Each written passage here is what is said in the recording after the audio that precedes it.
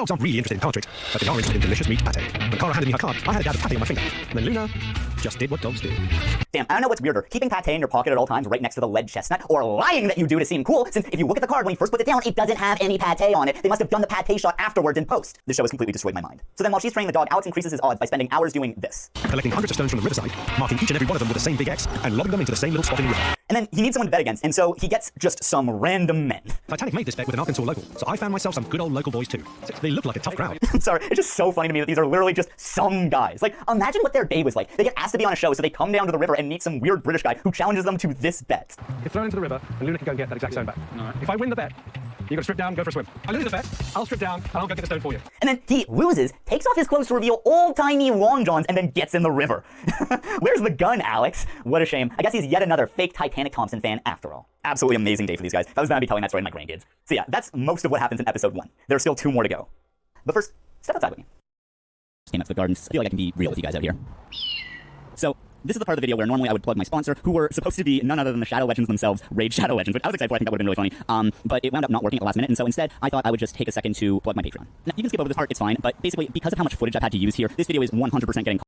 It's meant some new age. So much saying, but the bets are everywhere in Nevada except for Vegas. Well, he does at one point go to Vegas and hangs out a bit in a casino, and it's like, oh shit, I very much want to see if a casino pit boss is as down to laugh it off when he gets caught counting cards, but instead, he just walks around a bit, then leaves, saying, but the bets I'm here for don't happen in casinos.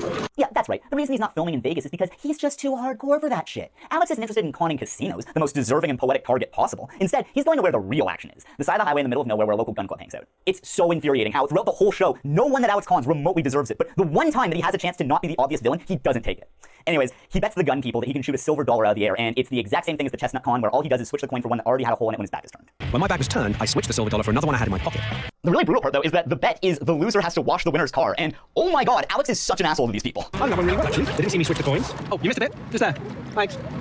This is especially bad because I'm pretty sure this is the only con where he doesn't tell them how it was done. I just wonder why he decided not to reveal his lying ways to the gun enthusiasts. Something I noticed with this episode too is that since he's on the road so much, it kind of has the same feeling as how like comedians and musicians glamorize going on tour. But the thing is that a lot of that coolness comes from the fact that they're doing it in service of this impressive thing of traveling town to town performing every night. Without that, a tour is basically just a really sad road trip. Making chili in a hotel coffee maker just because is sad, but doing it because you're on tour though, honestly, still pretty sad. I should probably stop telling that story at parties. Especially in this episode, it feels like Hustling America really leans into this aspect, but when all that he's doing is just traveling around pretending to con people out of their money, it's really not a good look. At one point in this episode, he talks to a former associate of Titanic Thompson's who basically worked as a hired goon, and the guy tells him very clearly how brutal this lifestyle is. I tell you, it's really, really, really tough. It's real dangerous a lot of times. Usually if you get a construction worker out of their money, they go dig a ditch all week long, they're gonna fight.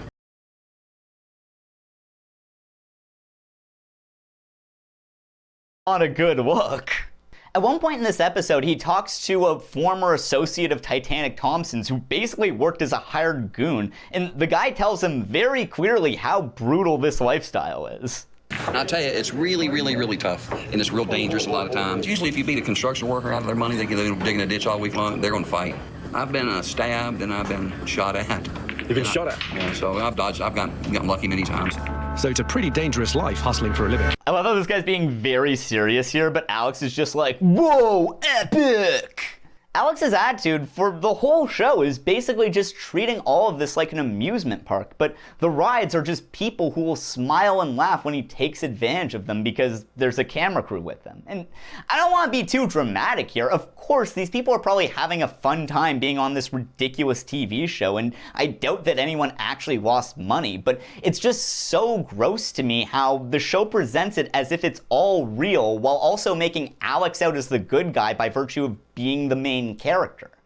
I think you'll see what I mean most in the third, final, and by far the most deranged episode of all, where Alex goes to New York City. Right from the beginning, Alex talks a lot about how New York is the big leagues for scammers. He walks through Grand Central Station saying how this is where all the best con men are. The most street-smart city in the world. For a hustler, this is the ultimate testing ground. So here we are. Grand Central Station, New York. It's always been the traditional place to come and find your mark, your victim.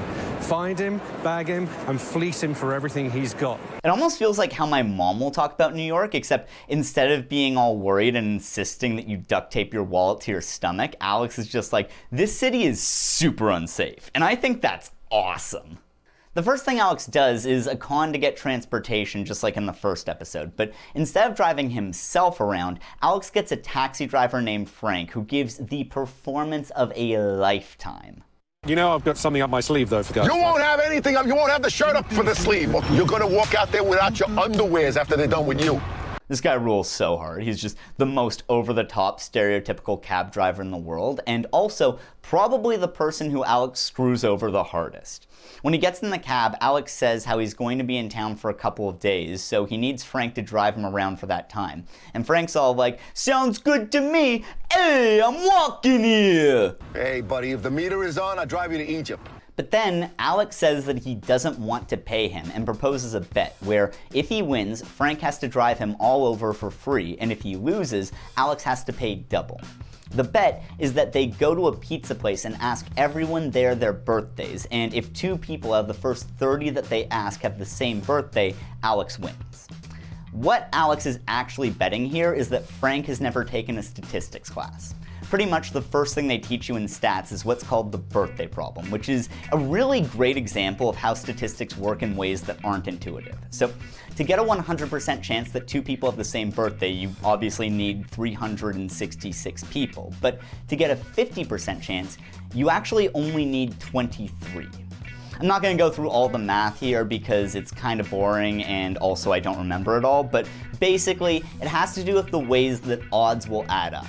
If there are 23 people, then the first person compares against 22 other people. The second person then compares against 21 people, since the first person already compared against them, and so on and so on.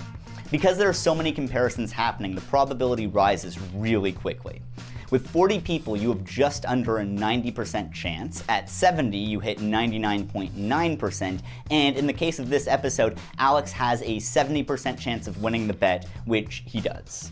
Also, what I just explained is only theoretical. In the real world, it's much more complicated, since the version I use pretends that leap years don't exist and doesn't account for twins or the fact that some birthdays are more common than others. I actually like this one, since I find this kind of thing really interesting and also genuinely believe that if more people had a baseline knowledge of statistics, it would probably make fake news a lot less effective. Even though the bet isn't realistic, if the show is just educational stuff dressed up as cons, I'd honestly think that was pretty cool, but instead, not only are most of the cons not that at all, in this case, when there is a chance to teach people something really cool, Alex says this instead. The hardest thing about this bet is trying to explain how it works. If, like me, you don't have a maths degree, it's basically just a weird bit of statistics. Okay, so the next thing Alex does in New York is meet with Kevin Cook, a historical nonfiction writer who wrote a book about Titanic Thompson. What's fun about this part is that I think Cook is the only person on this show who genuinely likes Alex, mostly because they're both total losers. Like, this is what he says when he takes Alex to the secret room in the basement of the bar they're meeting in. Kitchen. Yes. Okay. Just like the beginning of Goodfellas. Kevin's the kind of guy who says that he's connected because he took an Al Capone-themed tour of Chicago. They mostly just nerd out about how cool Titanic was. Kevin tells the story of how he would bet people that he could throw a watermelon onto the roof of a 14-story building, and it just sucks so hard. He says, I could throw a watermelon onto the roof of that building. Well, he happened to have a watermelon the size of a baseball. But then, now tell you what, I'll let you pick the watermelon. He'd scoped it enough that you happen to be standing next to a 15-story building. He would take the elevator up, go out on the roof, and just pitch it over the edge so that it lands on the roof of the 14-story building next door. Like, imagine you were the person who wound up in that bet and figured that even if you lost, you'd at least get to see something really cool. First, he throws a tiny watermelon, and you're like, come on, dude, that's bullshit. Also, where did you get a tiny watermelon? Then he gets a full-size one and just goes up an elevator, and you try and say how hard that sucks, and then he pulls a rifle on you. That's not cool. That's not fun. I'm sorry, but I'm just gonna say it. Fuck this guy and fuck his stupid scams. Alex and Kevin feel very differently, though. It's so clever. It's like any kind of art. Yeah. It may not serve any purpose to feed the world, but it's difficult, and somehow it's beautiful. These guys make people who cry at Marvel movies look like pretentious art connoisseurs, and the dudes who commission erotic art of the Fairly Odd Parents look like sophisticated experts in the avant-garde. Okay, we're in the home stretch now. Alex does 3 more bets in this episode, and they're all amazing. First, he goes to a ping pong gym, and when he tells Frank that that's where they're going, Frank's all like, "Oh, gabagool!" It's an Olympic sport. You get Olympic sport? They have walking as an Olympic sport. They put everything in the Olympics, Pink.